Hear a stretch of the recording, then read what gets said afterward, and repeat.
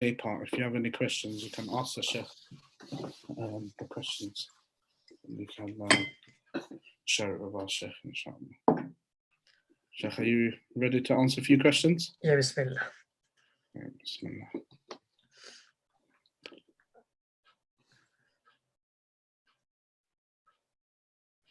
Okay, someone asked, can Sheikh explain the significance of the places of sujood in the Quran? Will there be a break for this? Are women on menstruation exempt from this sujood if they hear it during this recitation? Yeah, the prostrations are sunnah. So you can prostrate inshallah later on. Sunnah muakkada or sunnah, as Umar bin Khattab made it very clear. He gave a khutbah and he said it is sunnah. So when you hear the recitation, you can, if you have time, you can do it immediately. If you do not have time, if you want to follow the reciters, then you can give the prostration later on, inshallah ta'ala. And as for those who are in monthly, for you it is elevated. There's no need for you to prostrate. However, if you want to make it up after you become pure, the monthly ends. If you want to make it up, you can also make it up, inshallah ta'ala. No problem. We have another question. I think you answered this yesterday, Sheikh, but we'll go for it again, inshallah. Someone said they cannot read the Quran on their own, but they can follow the recitation word by word while the Sheikh is reading. In that sense, is the person doing the khatam, Sheikh? We answered that yesterday. Naam, they are doing the khatam of listening. Even if they can't recite, they're doing khatam of listening, and they will get the reward of the gathering. So whatever the reward of the gathering, collective reward, the gathering will get, they will get that collective reward. So example, if the gathering gets 1 trillion reward because of that gathering, you as an individual will get that 1 trillion reward as an individual. Yeah. So the third question we have, is it okay to say Ramadan Kareem, or should we say Ramadan Mubarak? Both are fine. Ramadan Kareem, Ramadan Mubarak, all of them are fine. Any good words are fine. You can attribute it to anything good. Good words are loved by Allah subhanahu wa ta'ala, loved by the angels. Now. And another question, Sheikh. So when someone's reciting generally, and they're just on the floor of reading or doing the khatam, do they need to do the sajda tilawa, or can they, or is it recommended, or is it a must that we must do it, Sheikh? Now, if you're reciting and if you have the wudu and so forth, and if you're reciting and you have the wudu, then it's better for you to prostrate. It's better for you to prostrate than continue the recitation. That's better. That's better than leaving it afterwards, because you may forget afterwards. And some of those verses are a command form of prostration. If not, you can say most of the verses are command form. Yeah. So it's better to prostrate. It's better to prostrate than to leave it later on, inshallah. Another question, alhamdulillah. There's a lot of questions regarding the tilawah. May Allah subhanahu wa ta'ala accept it. Who's going to recite. The person who's we've asked that they cannot read Arabic, but by reading the Quran with the Arabic letters, but can they read the Quran with transliteration, and would they receive the same reward for the recitation?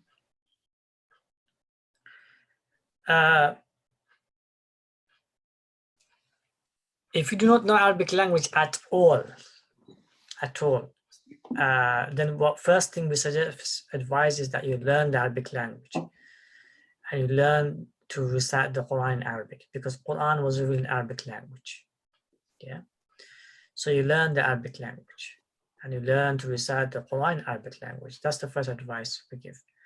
And then there's if you're unable to, for example, you're very old now, you're like you're in old age, your eyesight is not good, your listening isn't good, or you don't have the scholars or people to learn, or you don't have enough money to pay people to teach you Arabic and Quran recitation.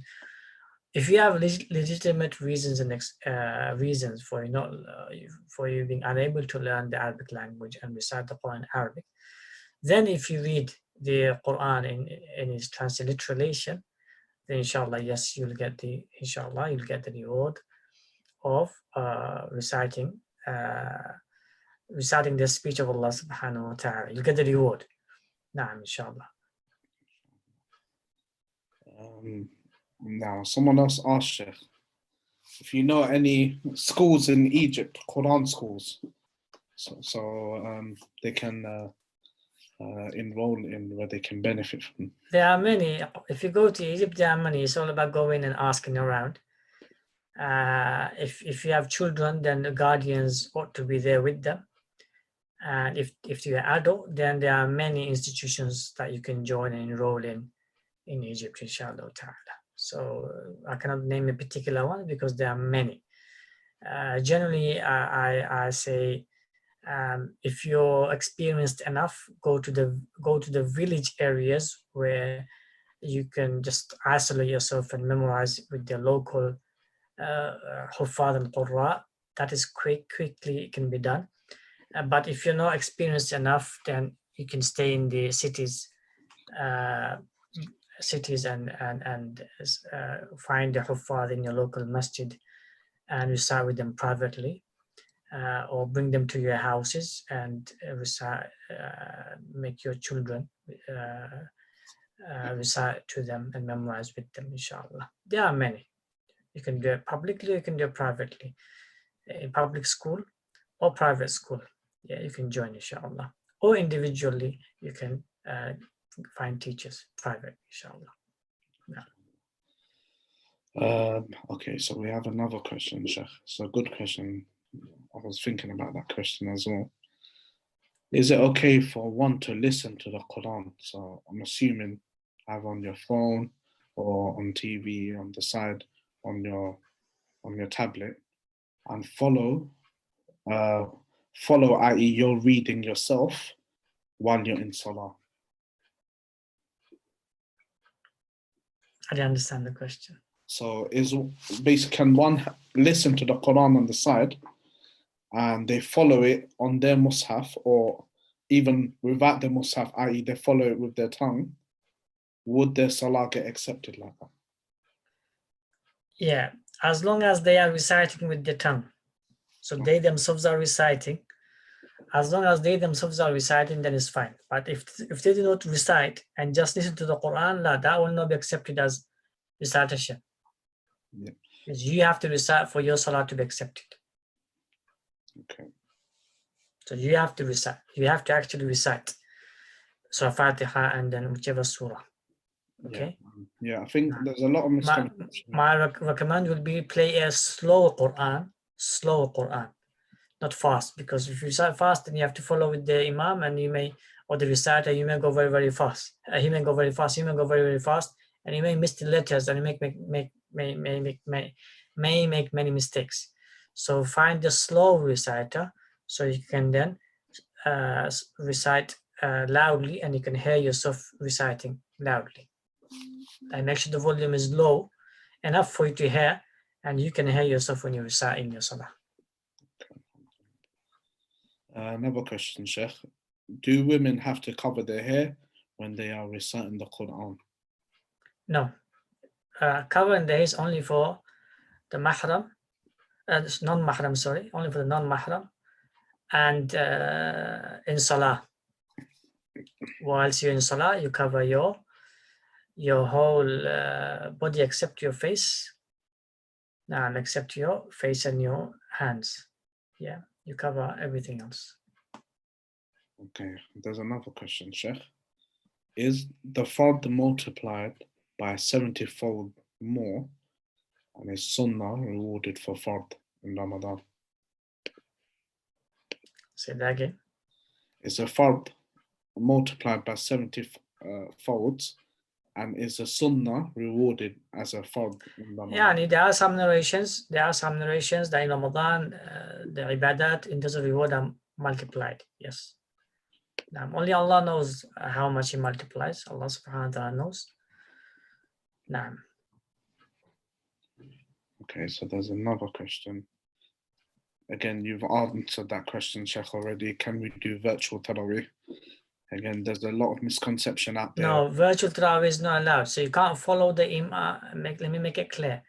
You cannot follow the imam virtually.